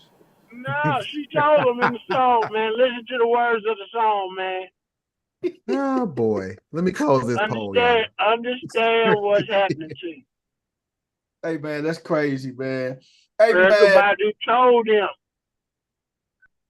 That's crazy, man. Hey, we got teams from February the 20th to March 5th to reach franchise tag. Got a lot of running backs out there, man. That no teams expected. Every last one. Basically, all the running backs are free agents. Tony Pollard, Josh Jacobs, Saquon, Derrick Henry, Eckler. They're all set to be free agents. Will they play musical chairs with each other? Yeah. AJ Dillon. AJ Dillon. So we got Wait, you're not talking about AJ Dillon, a free agent? If no team is expected to sign to tag not a single running back. They're not wasting a tag. I don't think anybody gonna sign AJ Dillon. He's gonna be the last of the running backs to get picked up. So who? Okay. All these running backs that's out there. Somebody gonna have to cave in and give one of these running backs some money. So whoever the first one to sign, that's gonna be the boy that's set. Saquon gonna get the bag. Saquon gonna be the first one. Yep. Okay. Now where does Saquon end up at? LA. Rams or Chargers? Come on now, Chargers. Look at it. Look at it this way. Kyron in LA. They got Kyron Williams. They don't need him.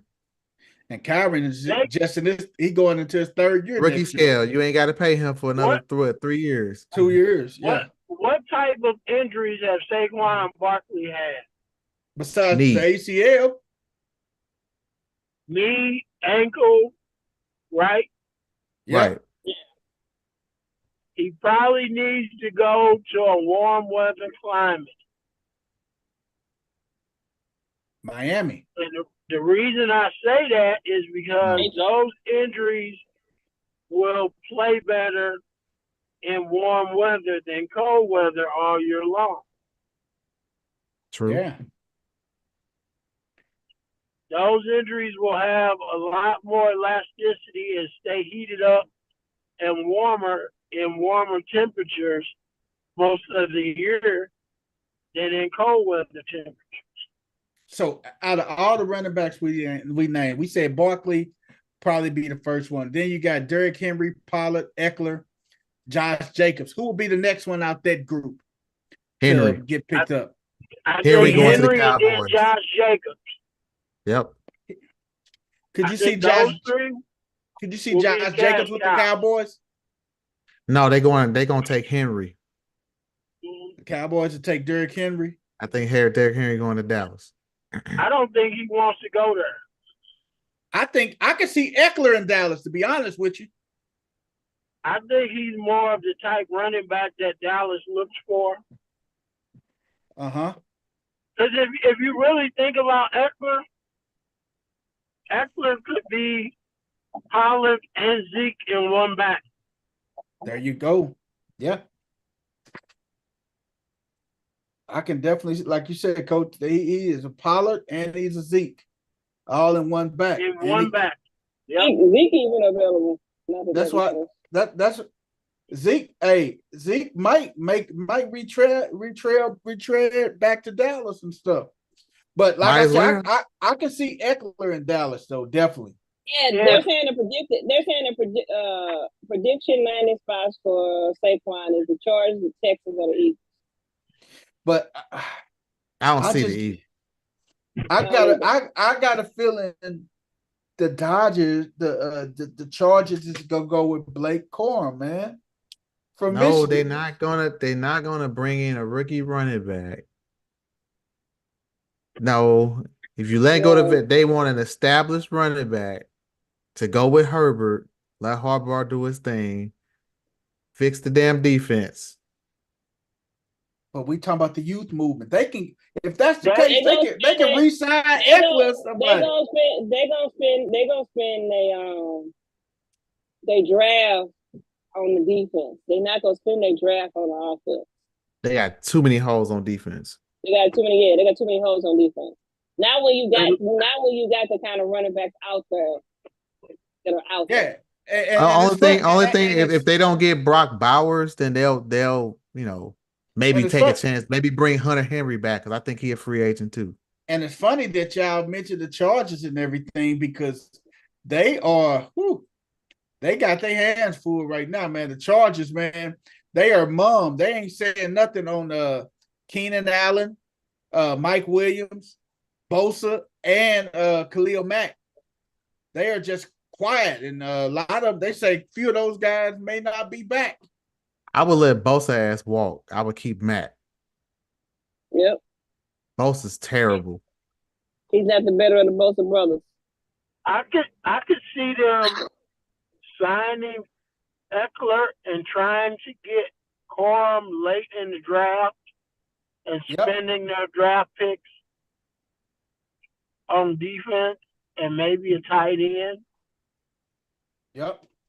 They can get Brock Bowers early, then they can re-sign Eckler and let them other bums go. Joshua Kelly and the other bum that's Eckler wants Saquon money, and he's not gonna get it. He can only get it if they get rid of those other guys and get a rookie running back. That's it. And that's where Blake Corum coming in at. You get him, you draft him in the second, and Eckler knows that he got 2 years, 3 years, 3-year deal, or 2-year deal, and then Corum comes in and takes over the backfield. That's simple as that. Okay. I think they gonna be interesting because there's been a lot of teams quiet. I did hear earlier. I don't know if that was on the run sheet about Kirk Cousins possibly returning to the Vikings, and then that will kind of play into them keeping Justin Jefferson. But where's Josh Jacobs go in there? He's a free agent too. Texans. Josh Jacobs go. You think he'll go to the Texans? Mm-hmm. Do you have him in Singletary? But what about you think they just going to give up on Dameon Pierce? He's still on the rookie deal. He's still young, but I just think who would you rather have? Would you rather have Josh Jacobs or Dameon Pierce? Both of them injury prone. Jacobs is a no-brainer. Yeah, forget Josh Jacobs led the league in rushing in 2022. So do you? Yeah, but it's gonna leave. It's still, but this is what we failing to realize, y'all. When we talk about these running backs, it's gonna still be gaps and holes with their former teams, because some of these running backs pick up and go to where their former teams were at. It's just gonna be musical chairs. So I got Saquon going to LA. I got Henry going to Dallas. I got Jacobs going to Texans. I don't know where Pollard goes. Maybe he goes to Tennessee. Maybe he goes where he can get a starting gig and not do a timeshare. So what do they do about the Miami situation? Because they're not selling on Mostert. They're not sold on. They not so A-Chain. They got A-Chain. Can A-Chain be that every down back? And you don't need him. You forgot they still got Wilson Jr. You don't need him to be an every down back. He's a speed guy. He's a slasher. So it's certain plays that are probably gonna be designed for him. Don't fucking run him between the tackles like an idiot. That's not what he is. You sit back and you look at the situation up in Detroit with Montgomery and Gibbs. Will that be a situation like a Montgomery and a Gibbs? Would you bring in one of these other guys to pair with A-Chain? It could be, but Mostert, the money got to work and they got to be willing to do it. But can a Mostert and a Jeff Wilson and the A-Chain be that bell cow running back that they need in Miami to help balance off that passing attack with a balanced run game?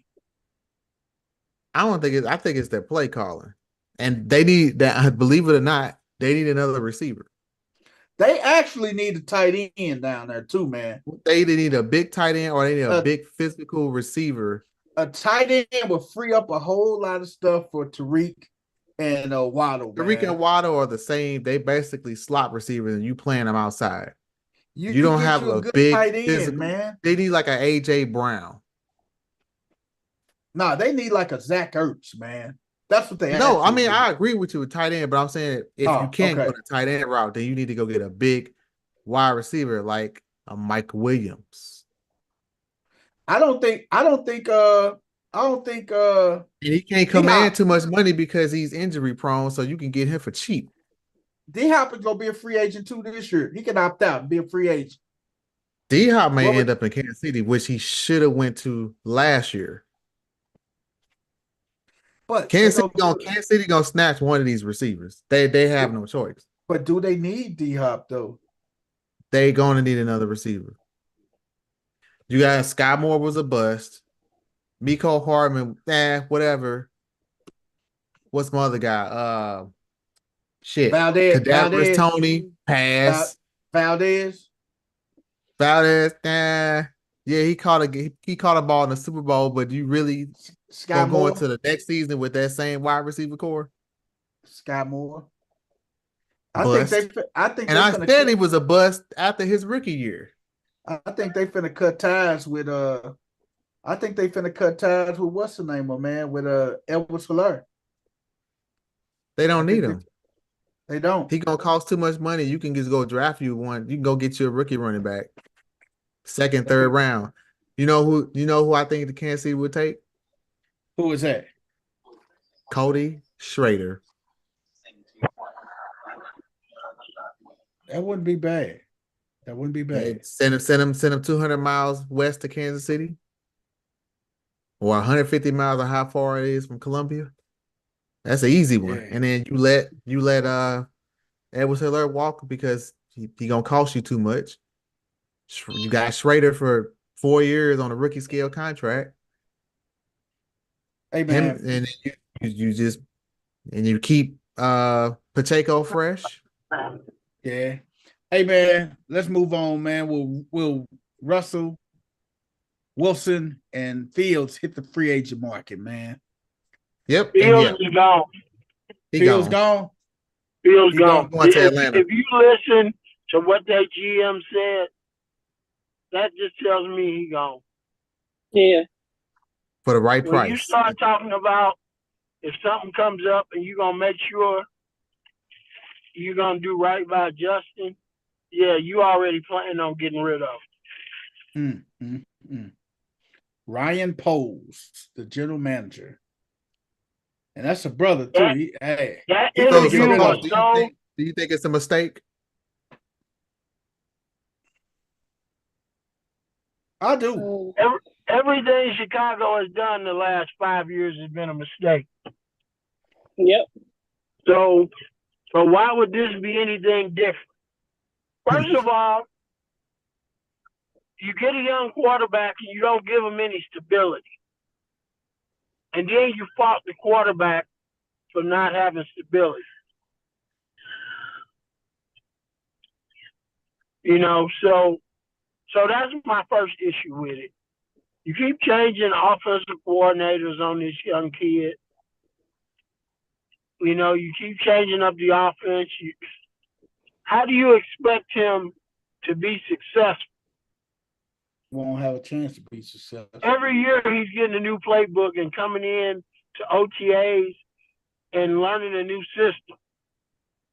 And then you fault him for not doing well in the system. And you keep bringing up his stats, touchdowns, interceptions, and having problems with the offense. Yeah. I mean, it's not fair to the young man. Well, that may be a better move for him, but do the Chicago Bears go with Caleb with the number one, or do they go with Marvin Harrison and get Drake Maye at the 8th pick? I think that's going to happen before. They're not going to take Caleb Williams. He already said he don't want to play there. So that's what I'm saying. They can get Marvin at the 1st and then get Drake Maye at the 8th. So you're going to go with a rookie quarterback and a rookie wide receiver. If you talk about building your franchise up. Dude. Hey, watch out. Hey. Because you already had your damn quarterback. He was right there in the building. Who was the number one pick last year? Number one quarterback, number one pick overall. That's the number one pick. Bryce Young. What was terrible. What was he? What was he? He was horrible. He was terrible, No, and I what said he was position? going to be terrible. What position? Quarterback. Quarterback. What color was he? Black. Melanated. Not gonna happen 2 years in a row. That's why I say Drake Maye. I'm telling you. Drake Maye will be the top quarterback taken off the board. I promise you. Drake Maye will be the top quarterback. I don't see what people see in Drake Maye. I don't see it. I don't see it at all. What they see. They see size. Mm-hmm. They see pro-style quarterback who's not gonna run, and he's gonna do exactly what they want him to do. He's gonna stay in the pocket. He's gonna step up. He's gonna roll when he has to, and other than that, he's gonna throw the damn ball away. He's a big body kid that's just like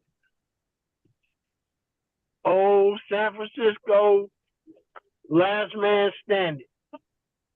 Purdy. With a bigger arm. He do got a bigger arm, man. And you know what? I mean, the writing's on the wall. They've already kind of scripted it. Because at first, Kingsbury was going where? He was rumored to go where? Russell Wilson. No, Chicago. Chicago. He was rumored to go be the OC for Chicago. When we thought he was going to be the OC for Chicago, that was okay. Now Chicago taking Caleb. But once Chicago's camp got wind, once Chicago got wind from Caleb's camp, Caleb don't want to play here. All of a sudden, old boy ends up in Washington. Mm-hmm. Who has the number 2 pick? And that's where Caleb's going. That's where Caleb's going. And why would Caleb go 2 instead of 1? Because Chicago's going to draft Drake. They're not going to draft Marvin Harrison. That would be the smart thing to do. It's a smart thing to do. That's the wise thing, because you can get Drake. Now if you go take a gamble now. The Patriots, because the Patriots is the 3 pick. 4 and 5, you got Kyler, you got what's the name of now 6. I'm just saying. Now, you gambling if you don't pick Drake number 1, you gamble. Well, the Patriots taking Coach Corey boy. So who is that? 28-year-old Bo Nix. Oh yeah, Bo Diddley, man, my boy Bo. He gonna probably go to New England. I honestly think Bo gonna stay up north, man. He gonna go to the Seahawks, man. I think Bo is going to the Seahawks. I promise you, dog. He won't last that long. Bo is going to the Seahawks, man. I don't think he's gonna last that long. But the Patriots got the 3rd pick. Seahawks don't even have a top 10 pick. No, but the Patriots got their 3rd pick. Drake, and they clearly need a quarterback.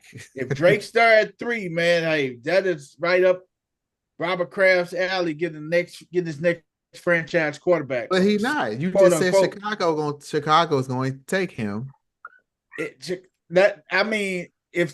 he's there, if they go Marvin Harrison, because you think everybody else, you got Arizona at 4, they got a quarterback. Chargers quarterback. The Giants, they got their quarterback.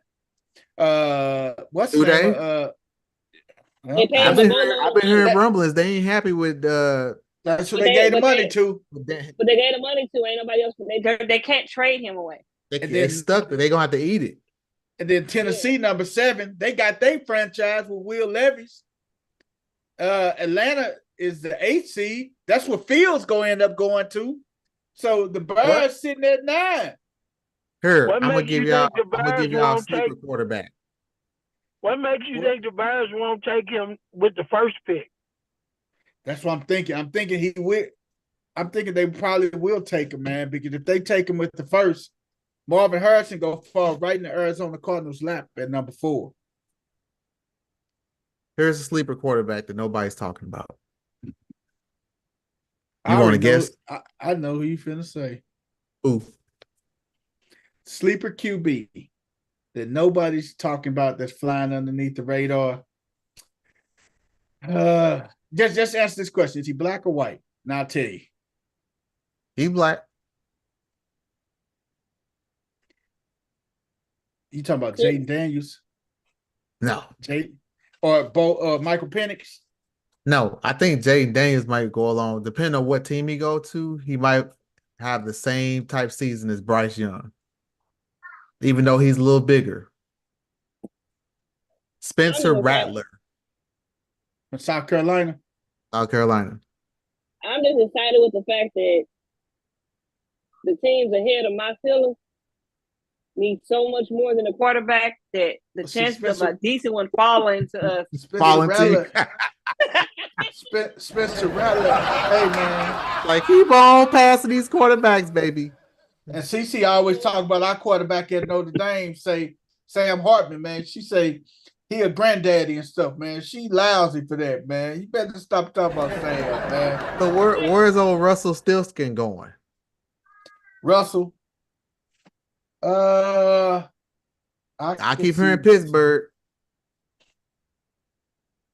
I actually thought Fields was gonna go to Pittsburgh, man. But hey, man, don't send Fields to Pittsburgh because I just can't think. What was the other Ohio State quarterback? Rest his soul, who was in Pittsburgh? Haskins. Yeah. Dwayne Haskins. Hey, man, He was in Washington, actually. Ohio State quarterback. He's with Tutty. He was in Washington. He was in Pittsburgh when he died. When he passed. Oh, when he passed. But he started in Washington. Yeah, man. Ohio State quarterbacks just had the best luck, the worst luck. Stroud is going to be the best Ohio State quarterback ever. That's not the reason why you don't want Justin Fields to end up in Pittsburgh. You don't want him in Pittsburgh because that would give us You don't want him in that division. Yeah, that gives us a halfway decent quarterback. Like, shit. He got a running game. He got decent wide receivers. They might be a problem. Like, we don't need nobody to. We don't need a Josh Allen back there. We just need somebody who won't be Mitchell Trubisky. Run the offense. The thing is, are these guys going to take a gamble on these quarterbacks, though, man? Are they going to take gambles on these rookie quarterbacks? Too many teams that need quarterbacks. Do the Raiders need a quarterback? Who? Do the Raiders need a quarterback? Raiders got bigger problems than quarterback. They got to figure out how the hell they going to keep Adams. Yeah. So they need a quarterback. They definitely need a quarterback because Aiden O'Connell is not the answer. O'Donnell or whatever his name. They need somebody that makes Adams say, hey. I can say. What'd you say, Coach? Hey, do Russell Wilson go to Tampa Bay? No. Baker got that locked up. Yeah, Tampa Bay, they gonna roll with Baker. But Baker said New England is Baker's eyeing New England. He's a free agent. No, they trying to find a way to keep Mike Evans because I think he's a free agent. Now, if Mike walk. Now, if he end up in Kansas City, that's gonna be a problem. Look a 3-peat. That would definitely be a 3-peat. If that shit happen, I'll put money down like now. Barring injury. You get that man anybody that can catch the ball. It's a wrap. That's a wrap. Man. It's a wrap. Hey. I was just looking at this. And it was buzz, it was speculation. A little while ago on what's that dude name who come on after Stephen A, the white guy who wore the tank tops and stuff. Oh, you're talking about Pat McAfee. Pat McAfee. He was mentioning this this is probably like a week ago. He was saying What if Mike Evans ended up with the Jets on the other side of Garrett Wilson? Ooh. But you got to put an asterisk. It's all pending upon AR coming back. You know AR coming back, but could you imagine he got Mike Evans? Okay, he came back last year and played fucking 4 downs. Yeah, because y'all burned bread on him and stuff, man. How we burned bread on him? Man, hey, man, Melton burned. Hey, man, we was over there at what's the name, man? We was over there at Justin House, man. And when I drafted Rodgers, oh, man. They said, oh, man, Rodgers ain't going to last the whole season. I said, come on, man. And they got, man, just kept on saying that, man. Every couple leagues I'm in, Rodgers ain't going to last the whole season. And they burned bread on that guy, man. That guy went down. Nah, Rodgers burned bread on himself with all this diva shit. I don't know if I'm going to play. I'm going to go to a darkness retreat. He wouldn't shut the fuck up. Like, hey, man. Motherfucker. Hey, man, Richard Sherman, man, arrested for DUI, man. Hey, is Skip gonna get rid of him? Hey, not just arrested for DUI. I think he's still locked up. What? First of all, I don't understand. Hold on, if he's still locked up, he has a crappy attorney. Because if you still locked up, not make bail. That's it. They didn't say it. Unless you are a repeat. And this ain't his first one. And you ain't getting out. Man, what's gonna happen though, man? Do you think? I mean, God,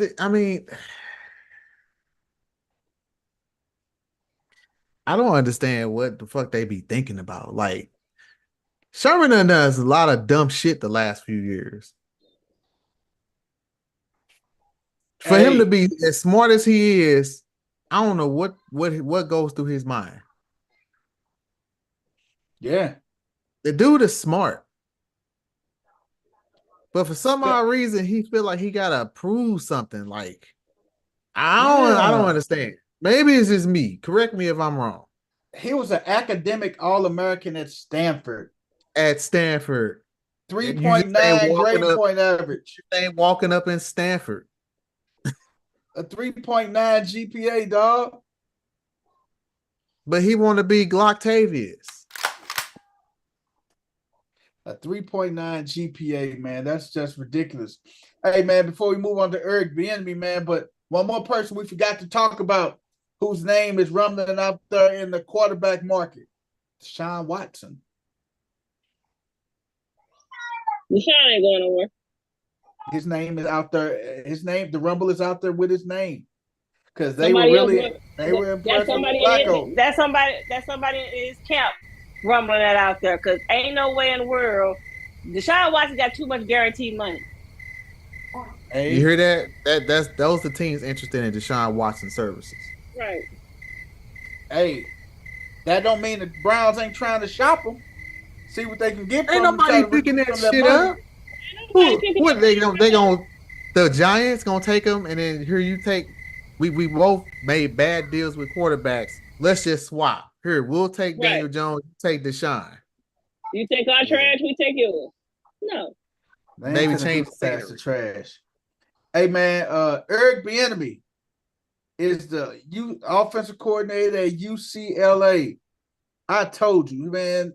I told you he was going back to college. I told y'all he was going back to college. Should have never left KC. I'm done. I'm done with Bieniemy. He back in college, man. His rationale. I don't think he did the right thing. If anything, he should have took the offensive coordinator at Colorado, where he's the beloved son, national championship running back. He should have never left Kansas City. Should have never left KC. Y'all acting like he had options. Exactly. I mean, he may not have had no options. He ain't done shit. Ain't like he could have went somewhere Except else. when he was in Kansas City. But he didn't do it by himself in Kansas City. He wasn't even calling majority of the plays, man. Hey, Andy Reid calls the plays. Let's not be oblivious to the fact that Andy Reid calls the plays. Like now, why Nagy, did like their Matt, offense like, go to shit? Then like why did Matt their offense Nagy. go to shit when he left? And then it ain't Yeah, just the so- receivers not catching the ball. They won a Super Bowl. Look, you can paint that picture however you want to paint it, but You know how? You know why? Or why? just take the Super Bowl out the equation and just look at the game. I'm gonna tell you why. Because if you notice that Andy Reid going into the season said he was going to step back from play calling, and Matt Nagy was doing all the play calling until terrible. Until that shit wasn't working. Big Red say, "Hey man, you just stand over on the other side of me, man. Look go get you a glizzy." But somehow, though, when Eric Bieniemy showed up before the playoffs and addressed the team, all of a sudden they come out in the playoffs and they're playing better offensive ball after they speak to Eric Bieniemy. So he might not have been calling the plays, but he had control of that locker room. Just like Antonio Pierce, man. A lot of the players like playing for Bieniemy. And only thing he had to do was be patient, just like in the situation with Jimbo Fisher. When Jimbo Fisher was the offensive coordinator down at Florida State underneath Bobby Bowden, Jimbo Fisher was sitting there being patient. Jimbo Fisher sat there, was patient. 2 years later, Bobby Bowden retires. Jimbo Fisher steps in as the predecessor. When Bobby Bowden, at the beginning of the season, he announced that he was retiring, they automatically, the alumni of Florida State said Jimbo Fisher will be our next head coach. And that's what Eric Bieniemy had to do. Just stay his butt still. Because I'm telling you, Big Red, if Big Red three-peat, win, lose, or draw, next year is going to be Andy Reid's last year coaching. Win, lose, or draw, it's going to be Big Red's next year. Sat his ass down, stayed there. He would have been the predecessor. Right there. Easy. He was the predecessor. Now, guess who gonna have that team after Andy Reid leaves? Matt Nagy. No, hell no. Don't say Spagnuolo. Who'd you say? Spag. Who? Spags. No. What did you just say, CC? That certain people need to recognize what they're good at. He's not a good head coach. He's a great defensive coordinator. He tried his hand at head coach. But he extended he got an extension as a coordinator. Right. I'm gonna tell you, that's what he is. Hey, Ryan, I'm telling you who's gonna be the next head coach in the NFL from college. It's either gonna be Steve Sarkisian or Ryan what's the name from Ohio State? Right, they know. Yeah. He's going to get an opportunity, man. Why? You know why he's going to get? You know why? You know why he's going to get an opportunity though. He's going to get an opportunity. Why is he going to get an opportunity, Coach? CJ Stroud. Coach will tell you why. He's non-melanated. There it is, right there. That part right there, man. And you know what? Jimbo Fisher would have been the next head coach at Alabama, but Clemson dirty bastards. They had a buyout clause in Jimbo's contract, and the buyout clause in Jimbo's contract was that he could go anywhere. The buyout would be $6 or $7 million. He go to Alabama, the buyout was like 17 or 18 million. So they damn near double the triple Jimbo Dabo's buyout if he went back to Bama and coach. That dirty bastards, man. Damn, you went in the matrix for a second, BP. You must got AT&T service. No, I didn't, man. What happened? I didn't hear It you. was glitching like a motherfucker. Oh, damn. That's crazy. Hey, man, Steve Kerr gets an extension, NBA real quick. I wish Eric Bieniemy nothing but the best at UCLA. Steve Kerr gets an extension, highest paid NBA coach in history. And then Monty Williams walks out on the interview. Let's see that video real quick about Monty Williams, man. Yeah, I know we ain't got a lot of time left, but we had to touch Monty because Monty don't never say nothing. He don't bother nobody. I mean, it's only been going on the entire season. Here go Monty. Absolute worst call of the season. No call. And enough's enough. We've done it the right way. We've called the league. We've sent in clips. We're sick of hearing the same stuff over and over again. We had a chance to win the game, and the guy dove into Asar's legs, and there was a no call. That's an abomination. You cannot miss that in an NBA game, period. And I'm tired of talking about it. I'm tired of our guys asking me, what more can we do, coach? That situation is exhibit A to what we've been dealing with all season long, and enough's enough. You cannot dive into a guy's legs in a big-time game like that and there be a no call. It's ridiculous, and we're tired of it. We just want a fair game called, period. And I got nothing else to say. We want a fair game, and that was not fair. I'm done. How much that's going to cost Monty?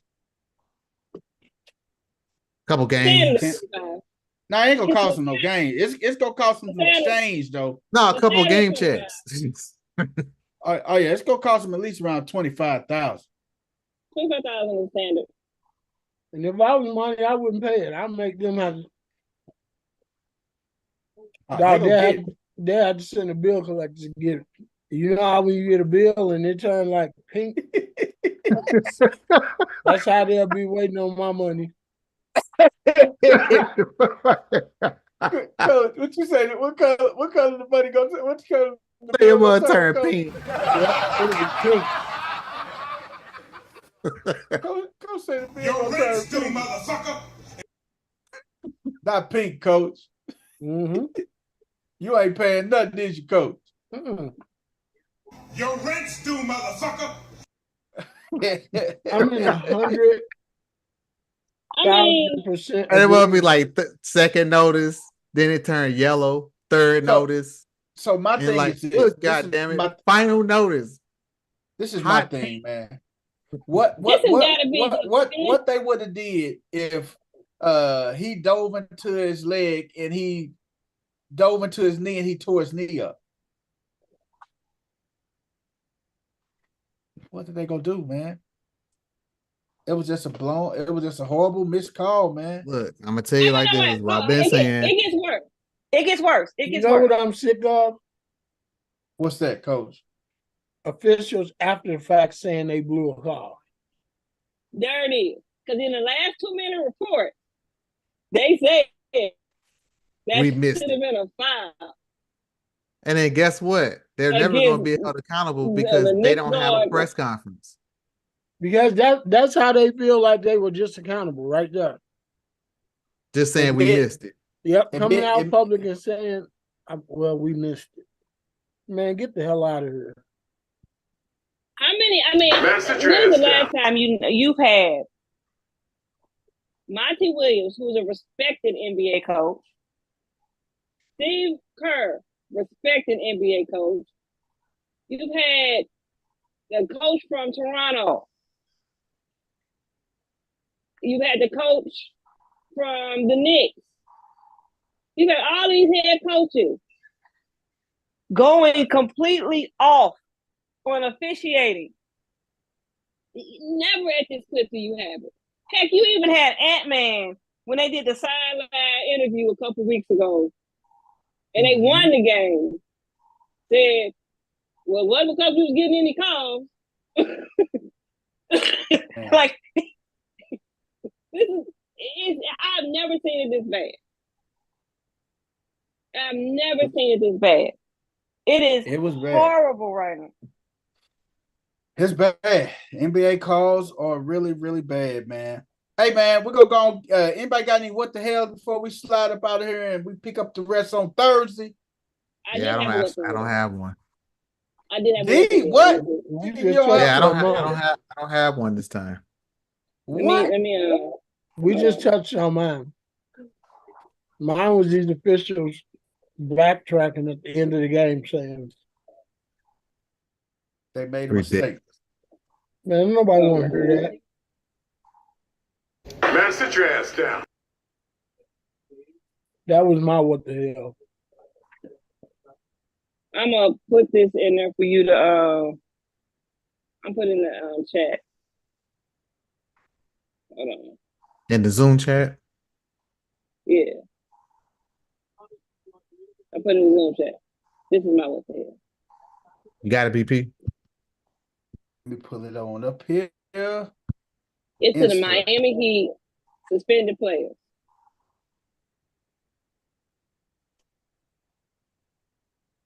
Right.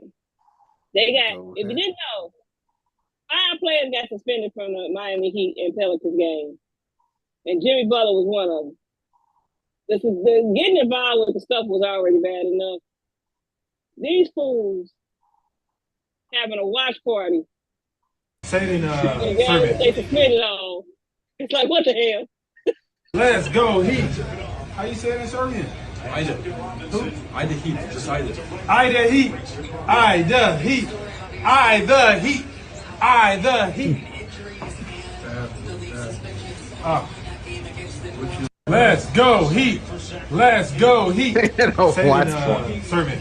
Let's go, Heat. How you say it in Serbian? Ajde. Who? Ajde Heat. Just Ajde. Ajde Heat. Ajde Heat. Ajde Heat. Ajde Heat. The reason why this is my what the hell, because Zion Williams goes up for a layup in the game, right? He goes up for the layup in the game, and Kevin Love fouls him and grabs him, keeping him from falling. Somehow another one of the Pelican players thought that something else was going on. And while Zion Williams and Kevin Love are dapping it up, because like, thank you for not letting me fall, dude, you okay? You got Jimmy Butler and old boy from the Heat squaring off in the court. They about choking each other. Then you got Thomas Bryant and Jose Alvarez going toe-to-toe, coming off the bench. Like, it was a melee. And the 2 guys that the incident started with weren't even mad at each other. Unbelievable. So you already got in the mix of something that wasn't anything in the first place, got ejected from the game, got a suspension, and then you have the nerve to throw a watch party and post it on Instagram. Like you got suspended for a noble cause. At least I can say this. Draymond Green was at least defending the teammate. He earned it. Hey, man. Earned it all the way, man. He earned his suspension. This was just stupid. Sometimes I think Jimmy don't even think, man. I don't think Jimmy thinks sometimes, man. Like literally, what the hell? The whole thing was a what the hell. I was originally gonna go with all of these sensitive NBA players get mad because folks scoring in the last seconds of games because we just want to be sore losers. Hey, man. But that was just stupid. That was ridiculous.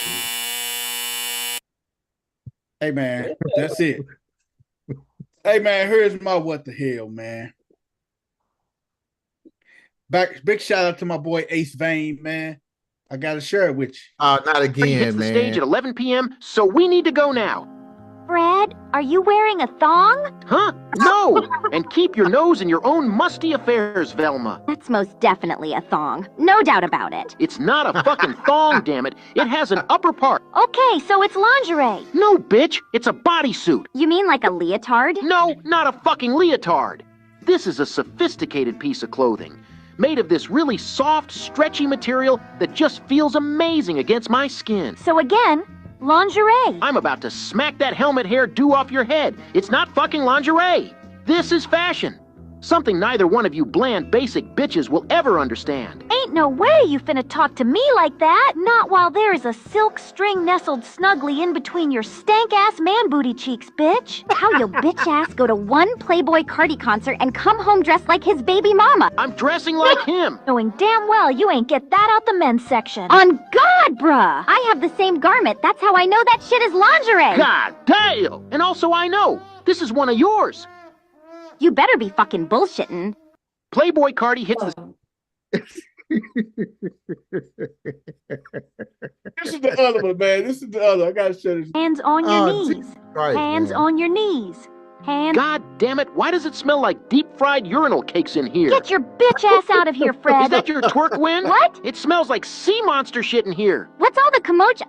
What's that smell? Is there a dead body buried in teenage armpits around here? That would actually smell better. It's Velma's twerk wind. Oh, Velma. You've got to let that coochie breathe when you twerk. If you don't, all that vagina and booty hole sweat comes together and makes a hot tub for bacteria. That then creates a concentrated cloud of stank that smells like a bouquet of dead gorilla dicks. How do you make a coochie breathe? Easy. So you have to aim to give yourself the world's most awkward hug, where the goal is to kiss your own ass. Motherfucker, god damn! You bend yourself in half like a human homeless accordion person who just found $1 on the ground but don't let your legs bend. This allows that coochie to have a clean flow of oxygen and breathe sufficiently when you back that ass up and booty a nigga down.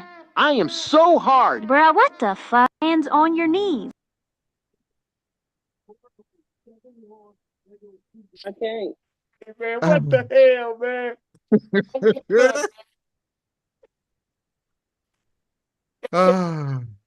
Hey, dude.